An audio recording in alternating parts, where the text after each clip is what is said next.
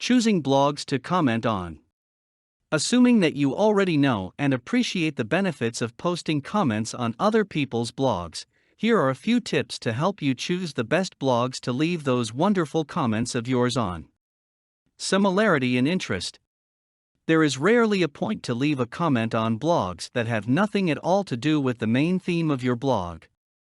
A direct connection is unnecessary but preferable. If you are, for instance, maintaining a vitamin supplements, you don't always have to restrict your comments on blogs that tackle the very same topics. You can also visit a beauty blog, for instance, and post comments regarding the benefits that vitamin supplements offer with regard to one's physical appearance. A quick way to determine the nature of any blog is by checking out its blog description. If there is none, just browse through its content and see if you're targeting the same keywords. Popularity.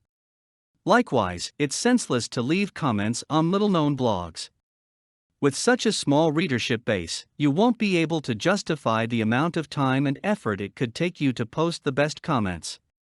If you're going to use comments to promote your blog, it's better to post them at blogs that are equally popular or more so than yours. You can use the blog's page rankings to determine the popularity rating of other blogs and compare it with yours. Likelihood of reciprocity. Naturally, it's best to concentrate your efforts on blogs whose owners are likely to reciprocate your action. Whether or not you're the first to make contact, as long as the other party benefited from the comment you posted, then it's only good business for them to reciprocate. To determine the chances of having comments left on your blog and link exchanges, try reading the previous entries in other blogs.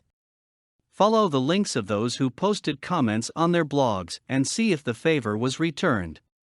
You know what to do next. Similarity in target market. Blogs need not have the same interest in order to benefit from comment exchange. With careful planning, traffic can be generated for two different blogs with just a couple of comments posted on each other's entries. A dance blog and a food blog may not have anything in common at first glance, but if you look more closely, you'll realize that both of them may target the same age group.